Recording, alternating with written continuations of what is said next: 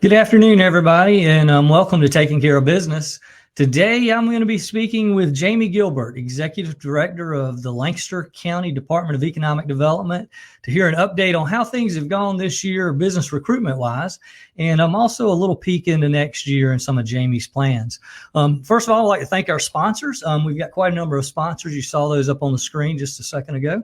And also special thanks to Marty Haynes and Haynes Full Circle Benefit for providing their studio for us to film today's show. And a quick word from our sponsor. Employee benefits are the best way to retain valuable employees. What you offer, ease of enrollment, and how you manage the cost of those benefits is very important. Healthcare is expensive. Some employees may delay or forego care. Are you just accepting that renewal increase, or are you actively managing the cost of healthcare and benefit design in order to keep the costs manageable for your employees? It's time to lay the groundwork, scrap the cookie cutter approach, and develop customized solutions that meet the goals of your business and the needs of your employees. If you are ready for real alternatives and a trusted advisor, give us a call.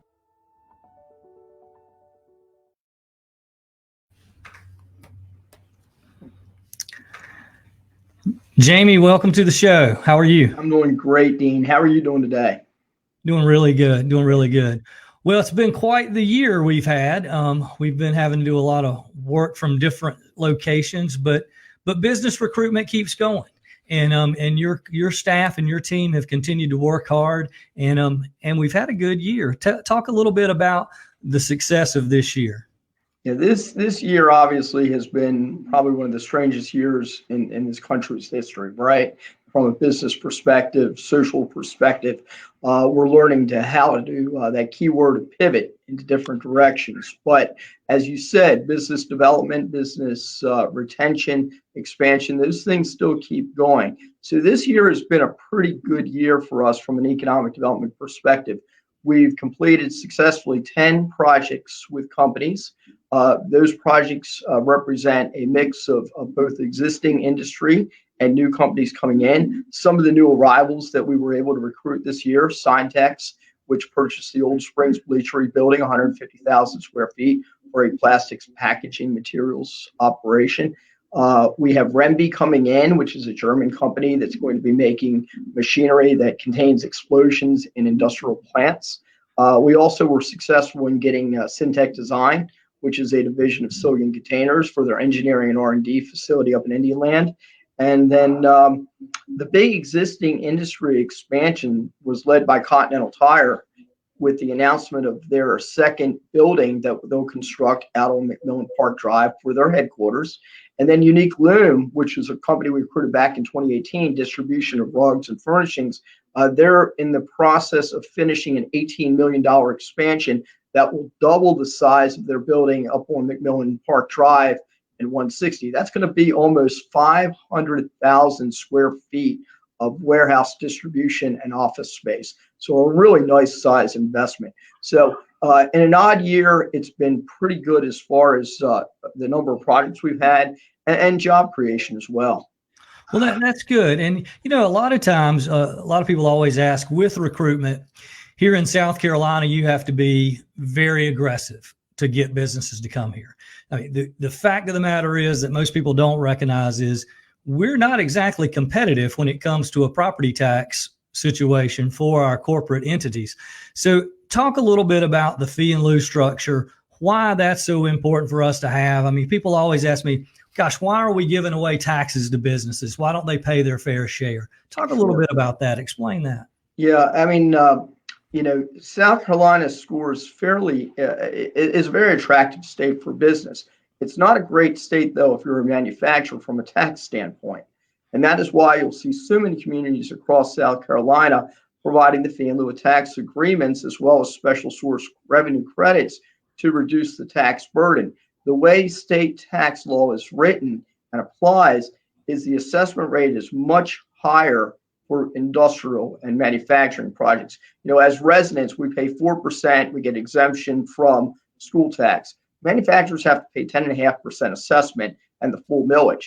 That is a significant tax hit for them. So just to be able to compete with our neighbors across the state line in North Carolina, if we do not do a fee in lieu of tax agreement and lower that assessment rate, we're going to get nailed. And so you're not really giving away money, because you wouldn't have that money to begin with, because they would never come to this state without those tax incentives, just because of the burden that is placed on them from the outset without the incentives. So we do that, and I think our council is very good in looking at projects, especially the manufacturers, and realizing that the way the assessment is done by state law, it really puts us at a disadvantage.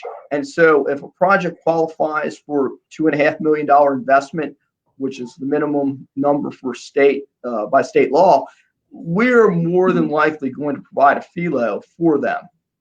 Gotcha. And being this close to North Carolina, how do we compare directly on the manufacturer side with property tax compared to North Carolina? Yeah, 10.5% here. What is it in North Carolina? Again, it's terrible, because the way they do it, basically residential, retail, and industrial all are taxed at the same rate. It's a millage rate, and you divide the market value by $100, and then you apply the millage rate to that. So everybody's basically paying the same. And here again, we've created these layers where we're going to charge more for manufacturing than we are for residential or even for commercial. And so if you look at it, even when we do a fee in lieu of tax agreement, not counting, say, a special source revenue credit, and in a lot of cases, even when we provide a special source revenue credit, which is an additional abatement to the FILO, we find that we are just at about the same amount that North Carolina would be for that same project. So we're not even creating an advantage over North Carolina. In a lot of cases, we're only leveling the playing field. Exactly. I think that's the key thing that we know, is that we're leveling the playing field. Without that, we probably wouldn't get those companies as close as we are to the Charlotte and North Carolina line. But, with that in mind, talk about the success. You and I were talking about this earlier before we jumped on live here. You've been here for 4.5 years now, tremendous success in your 4.5 years. But as a county, we've had success now dating back 8 years, I guess. Yeah, we always we tend to look back in an 8-year window, right? So we're comparing what we had in 2012 through 2020, and then we also look at what we've done as a department, right? So this department was created in the fall of 2015, but we really didn't become operational until July of 16. So we look at the 16 through 20, and then we look at the 12 through 20, and I'll just kind of give you a comparison of what those numbers are.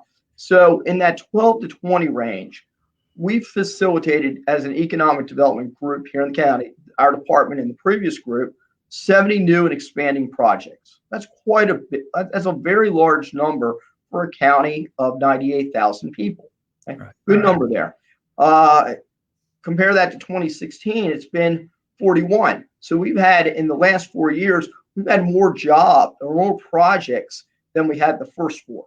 Okay. In terms of job creation, over that 8-year period, 11,643 new jobs. Wow. In the last 4 years, 5,730 jobs. So it's almost evenly split between the first half and the second half in terms of that job creation. And then the investment, there were some really big projects in those first 4 years. You had, some Red Ventures projects there. You had the gold mine with Oceana Gold coming in with that investment. So they had 1.6 billion over the last 8 years, 1.6 including theirs and ours. We're at 637 million the last 4. So slightly less this past 4 than the first 4, but it looks to be evenly spread out. Basically, what my conclusions, the momentum is continuing for the last 8 years, and it hasn't slowed up very much. Well, and that's the key to talk about, the momentum. And when you compare us to other counties throughout the state of South Carolina, we are consistently ranking, whether it's investment or job creation, many times 1, 2, or 3, but in the top 5 now consistently, probably for 10 years. And that's an amazing record. So looking forward, how do we keep that momentum going? I mean, what does county council need to give you, put the toolbox, so to speak? I always hear you talk about the toolbox. I mean, you got your hard hat on, you're going to work. What additional tools do you need so that we can continue this trend for the next 5 to 10 years? Really need product. That's the number one issue for us. I mean, workforce is up there, but in terms of things that we can directly impact as a county, it's product, real estate product. We need to be able to expand the offerings we have insofar as we have what I call shovel-ready sites, industrial properties. So we're not talking about office properties. We're talking industrial, in which we have the infrastructure, we have some level of control over them, we have the right zoning, we have a due diligence work that has been done. We've looked at and analyzed the wetland situation on the properties, environmental issues, things of that nature, in order to speed up the time it would take to develop that property. But quite honestly, and I've said this, and this is, this is not to call out anyone on a county level for this, right? But we didn't do a very good job of planning for industrial development, the last 20 years. This council fortunately gets that and is doing everything they can to assist me in trying to expand that inventory of industrial product. So we're working on infrastructure improvements. We're going to be extending the road at the Air Rail Park so that we can get to some of the lots that are back there. You come down, you got Fancy Pockets, you got the cul-de-sac, and you got the church. Well, this road's going to run parallel to the railroad track. It's going to be an additional 700 feet of roadway. That's going to be able to get us past lot 3, lot 4. We are looking at what we can do up in the Old Bales Road, Yarborough Road area to expand the inventory of industrial. This is up in Indian Land. I always say if you could give me another 100 acres of industrial property around the Bales Ridge area, I guarantee you we could bring in about 20 projects over the next 5 years. That would be 20 to 30 person light industrial operations. Now add those numbers up.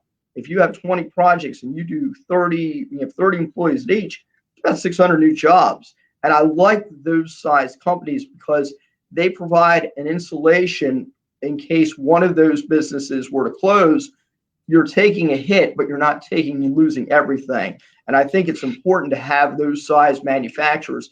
And that's what we're going to see up in Indian Land. So if I look at the outlook for 21, and I may be jumping ahead here, but it really is about that product development and a lot of focus on manufacturing for next year.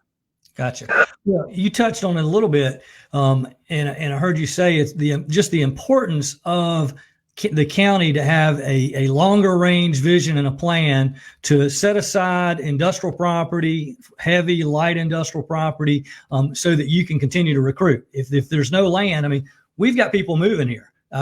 Recent article showed that we're projected to have 57% growth over the next 15 years. That's an additional 60,000 people. Well, we need to continue to draw in jobs to support that work base, but we can't do it if we don't have the property. You mentioned spec buildings. How can we get a spec building so we have additional product here in the county? Explain to me how that works. Yeah, so we're very limited in terms of our available industrial buildings, right? In terms of what we would consider to be attractive, viable industrial buildings, we actually have 2 industrial buildings right now. One is the former Valmet building that's on Quality Drive, and the other is the we call the Graney building on Northfield Drive up in Indian Land. That building is under contract with one of the projects that we worked on. So hopefully that will come to fruition. We'll be able to announce that early next year. The Graney building has a situation where the price has been very high, so we haven't been able to get a lot of traction. That price has come down. We're starting to see more activity.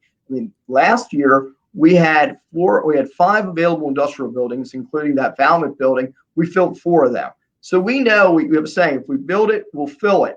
What we need to be able to do, though, is figure out a way to finance that, because we've tried with reaching out to private developers. We had an RFP. We were going to provide the land at the Air Rail Park, the infrastructure, provide some assistance with the grading costs. And at the end of the day, every developer we met with still wanted us to pay carry costs for that building until it's sold or leased.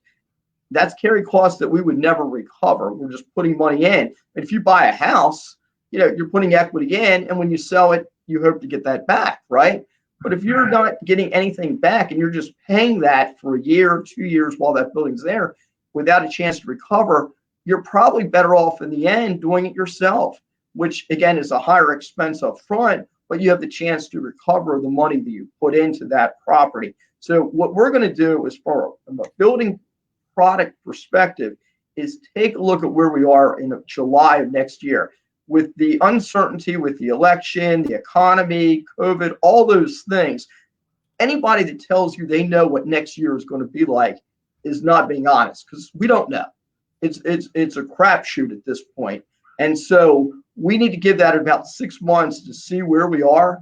And in July, I think we're going to make a decision on how to best proceed with the spec building. It may be a decision not to do it at all, or you know what, the economy is so hot and it's continuing to be hot, we need to do this because we're losing out. Right. And we compete directly with York and Chester County. And while we're in the I-77 Alliance and we're all working together, and even if a company comes to Chester or York County, from an employment standpoint across the region, we all win, but we don't win on the tax side of that. So we've got to recruit them in here. How do we compare to York County and Chester County as far as product? We're well behind. It's not even close. So, York County, because of having the access to I-77 and being as developed as they are and being one of the most affluent counties in the state, they have a lot of built-in advantages along 77. They don't have to go out and try to recruit developers to build spec buildings. They come to them. And so they have the building product and they have the industrial product. Chester County doesn't have the building product, although they are close to getting a spec building launched. But what they do have is a lot of acreage along Highway 9 that is single property owned, single ownership, has the infrastructure, is cheap, plus they have all of the highest incentives you can get in South Carolina. So when you take that into account and compare to what we have, we're at a disadvantage. We hope to close that gap fairly quickly by doing some of the things we talked about in terms of putting money into due diligence, infrastructure, product development overall. I think, though, that as we look at moving forward, continuing to be aggressive on the property tax incentives will pay off for us. We are more aggressive than York County. We're probably more aggressive than Chester County, but Chester County has higher state incentives that are brought to the table than we can get here. So it probably closes that gap and makes us equal. Right. Well, and another advantage that we have, at least in some respects, is with the high growth, it brings in a more talented and qualified workforce in many cases. Just talk briefly about what we can do to make sure we maintain that quality workforce. I see a question popped up from Mr. Blackman and asking about what we can do to make sure our workforce is qualified, ready to go. I think it starts with our K through 12, right? And I think we have an excellent school system here, and we have an excellent career center here. And so our office, and John McCain, who's my deputy director, is my point person for workforce. And, he works very closely with you all at the chamber.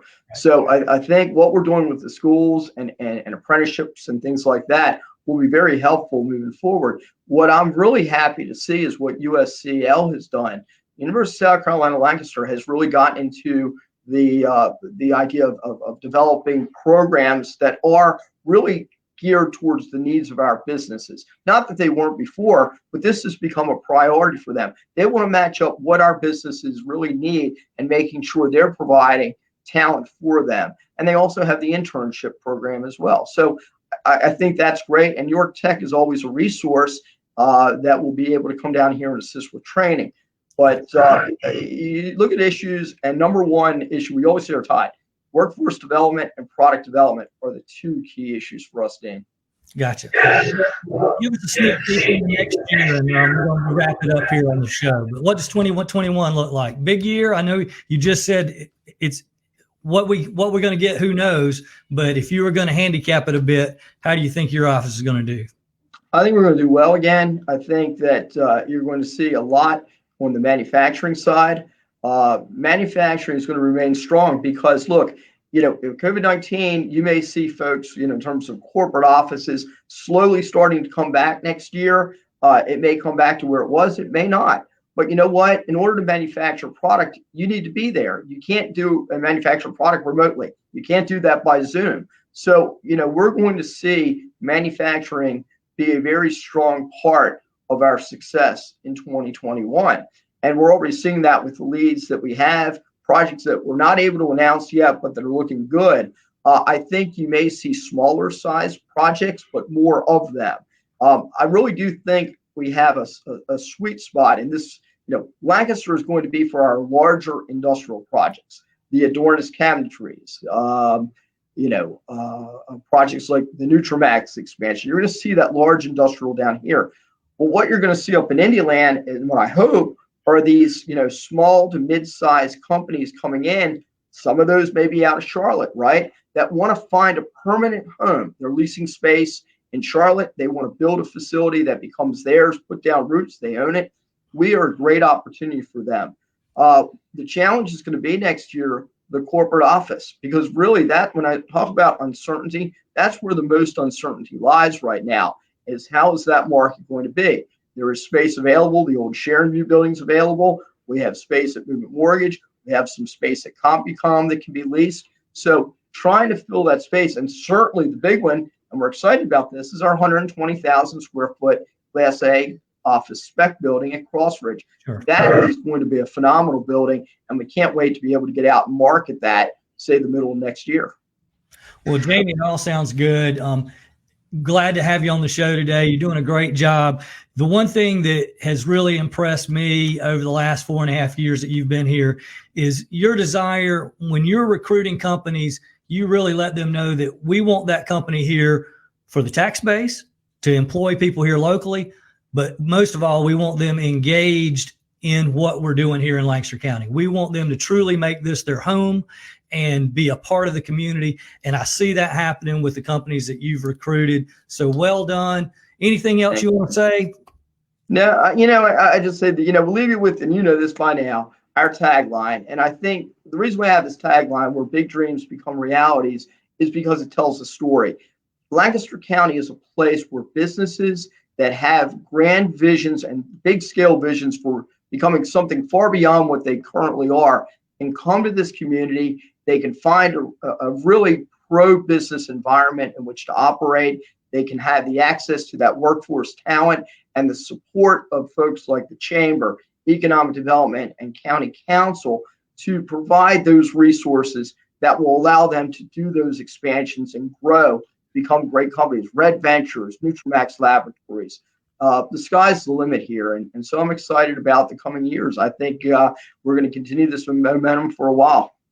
Well, great. Glad to have you on. And thank y'all for joining us. We'll see you guys in a couple of weeks. Thank you, Dean. See you, Jamie.